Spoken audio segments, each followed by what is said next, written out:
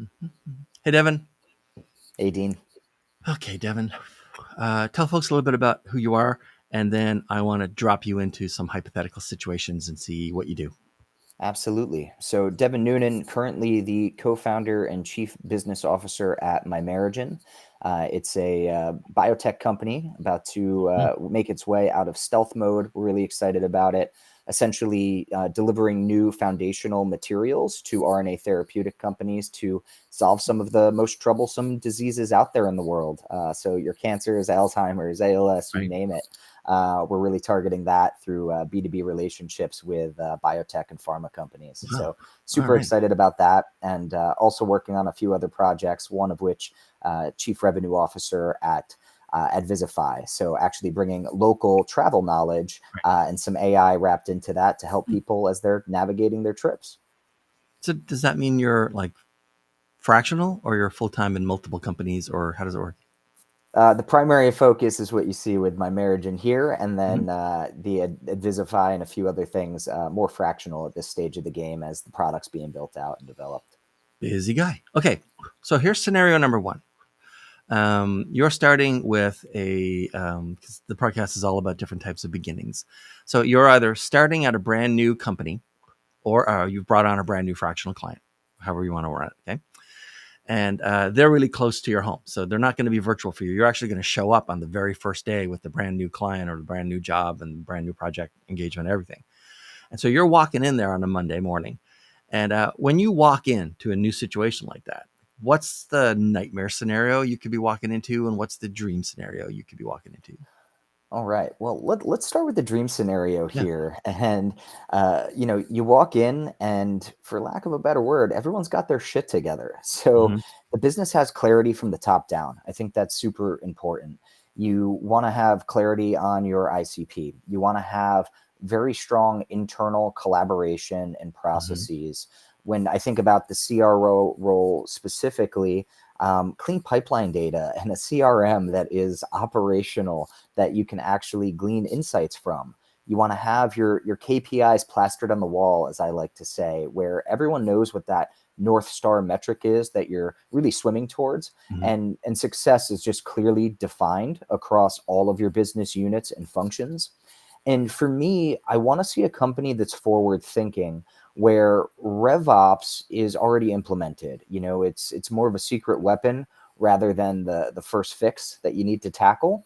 And I want to have a coachable team. At the end of the day, if people are willing to collaborate and work together, I want to be that, guiding point for them to help upskill them and help Right. them succeed.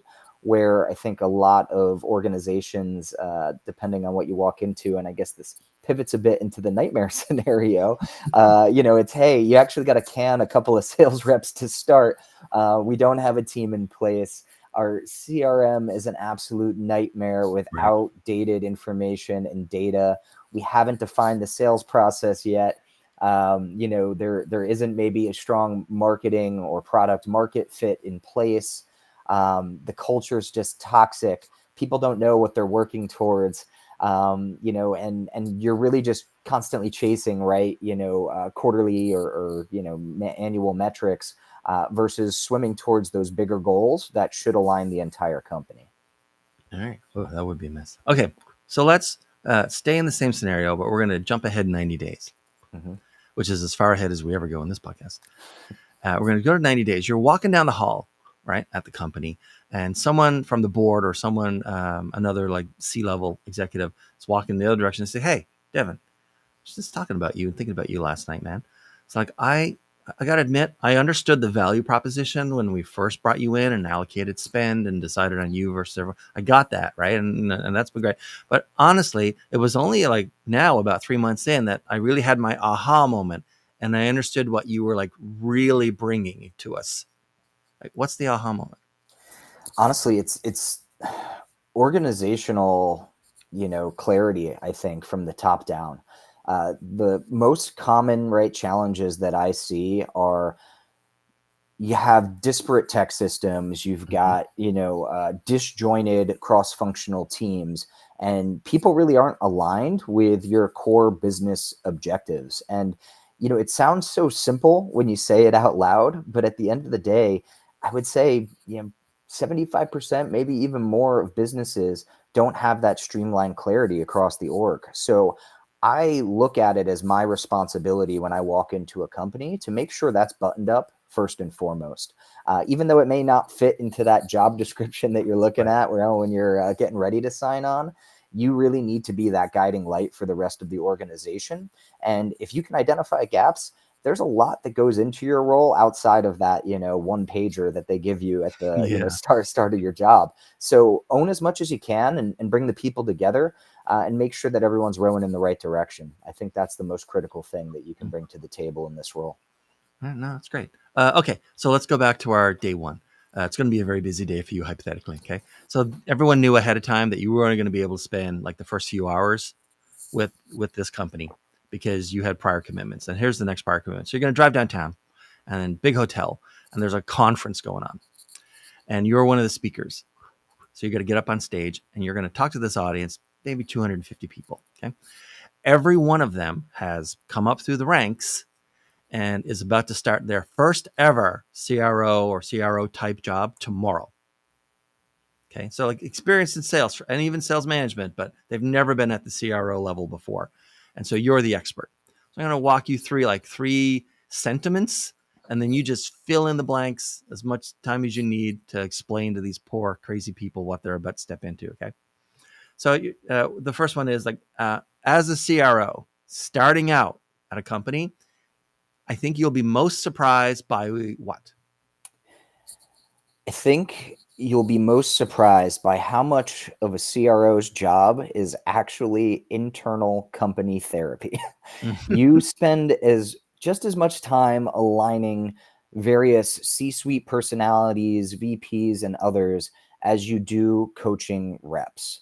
Right. There's a lot of ego oftentimes when you're sitting around that, executive table trying to align on strategy and execution, and managing that in a meaningful way is going to help you in every step of your role, because these are the people, whether you like it or not, that you need to be collaborating with on a regular basis. And the better that you can manage each of those unique personalities and get them to step in line, and start moving in the right direction with what you're looking to accomplish, you're just arming yourself for success. Mm-hmm. And then the next sentiment is what you're going to find is that when it comes to the CRO role or even sales, most companies just don't understand what. Most companies don't understand that revenue isn't just sales, it's a system. Right. You need to take a systematic approach to everything that you're doing. If you don't have alignment between product and marketing, sales, customer success, finance, etc., growth is really tethered to luck versus an actual strategy. So making sure that everyone is aligned from that perspective is absolutely crucial, and using RevOps as that kind of guiding light is going to really help your team shine. Okay. And now they're trying to like get you off stage because you're kind of chatty, and so they're trying to move you off. Some interns going like, come on, right? And so you'll do that. But first, you said, look, they're trying to get me off the stage, but I got to tell you one lesson. I'll leave you with one lesson. And it says, besides networking, the one thing you should be doing to find that next employer or that next fractional client, I think, is what? Besides networking. Besides networking, um, building up your personal brand. Yeah. So I don't think enough people put enough attention. It's funny because part of the CRO role, if you're structured properly, brand should be rolling into that Mm-hmm. function, in my opinion. And you spend so much time going through logos and content and all of this stuff for your company, and not enough people are actually putting that same time into their own personal brand. So putting out, thought leadership, hosting a podcast like yourself, things like that really go a long way outside of the traditional, picking up the phone, walking into a conference, shaking hands, and selling yourself. You can be doing a lot behind the scenes, and not even behind the scenes, in public, by just working on your personal brand across channels as well. Okay. All right. Okay. So they do finally get you off stage. It wasn't easy. And now you've already allocated. You got some ad hoc meetings coming up because you're going to go out into the conference floor. There's booths out there and people walking around. And you've got like a few meetings. Hey, like at 3:15, let's meet over by the coffee place and have a little chat. New prospects for you, possible new employers or new prospects. Right? And so as you're talking to companies, like new companies for you about possibly doing something for them, whether it's full time or part time, what do they tend to overrate about sales in the CRO role, and what do they tend to underrate or not understand? Yeah, so let's start with the overrated component. I think people gravitate to that shiny new object, fancy dashboards and pipeline AI. I can't tell you how many DMs I get in my LinkedIn every day about automating my pipeline utilizing Right. AI. And a lot of these things tend to be more so band-aids for bad behavior Mm-hmm. instead of fixing root problems, like defining your ICP, defining the core KPIs, defining your actual pipeline strategy and your pipeline and lead life cycle, instead of going out and just getting a new tool and the prey Yeah. the prey method there, really. What do Uh, they tend to underrate yeah, from an underrated or perspective, criminally underrate? I would say I can't stress enough how important having conversational intelligence tools. So, I'm not bad mouthing AI by any means with the Right. pipeline stuff, because I think it's invaluable. But really utilizing that to help give you intelligence into your buyers and your process, versus more of a police state tool where you're just tracking, Yeah. your reps in every single conversation and just adding pressure to them. It's all about getting better and getting better as a collective. I think you also really need to work on being an internal champion. So you're building up those internal communities, right? That means carving out the time to meet with cross-functional stakeholders, taking the time to just shut up and listen, right? Talk to customers, talk to Right. reps, talk to these different stakeholders, identify the friction and start to alleviate that. And really don't change anything major, on day one, until you understand what this full go-to-market concept is and it's clearly defined so everyone knows the direction they're moving. And the last thing I would say is be consistent with not just celebrating and understanding your wins, but doing those postmortems with clients that you don't win. Because that actual customer insight is always going to be better than those surface level analytics that you're getting from a arbitrary dashboard in your CRM at the end of the day. All right. Okay. And then as you're talking to potential new employers or clients, what's a couple of red flags or a couple of green flags that they might throw off that you're on the lookout for? Yeah, so I think one of the biggest red flags is when someone comes in and just simply states, right, you need more leads. We need more leads. We need to Mm-hmm. fix sales without really acknowledging some of those root causes or potential upstream issues when it comes to your product or your marketing motion. When I ask a question to an interviewer, what does success look like in 12 months? And they sit there scratching their head, or in this use case, 90 days, right? Mm-hmm. And they're like, well, we just closed more deals and we have a fat pipeline. Right. That's not really the answer I'm looking for. And then the other thing I always like to keep an eye out for is, do you have high churn from a sales rep perspective or other critical right stakeholders and C-suite people? Is this a revolving door? Because that often means that you're once again not focusing on those root issues that Right. are leading to some of these deficiencies in your revenue motion. And it likely means they don't have a willingness to collaborate and take in constructive feedback on how we can fix some of these issues for the long term.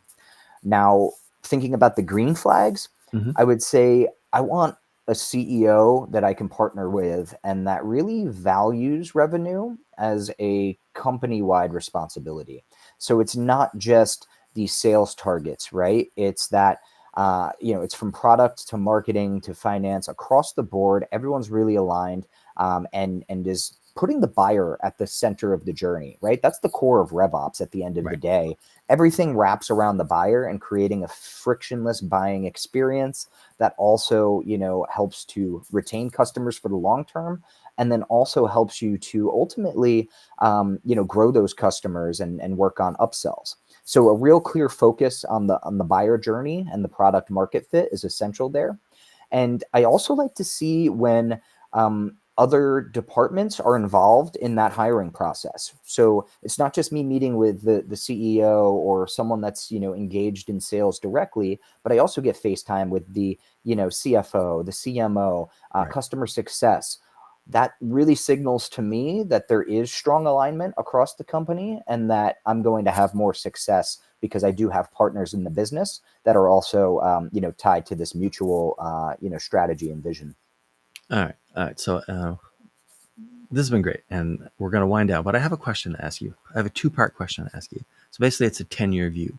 So in two fives. So looking at 5 years ago and now, how is selling different today, if it is, than 5 years ago, which would have been like pre-pandemic, like just pre-pandemic, right? Right leading up to it. And then what do you think it's going to be like 5 years from now? Yeah. So when So I take a 2020, 2030.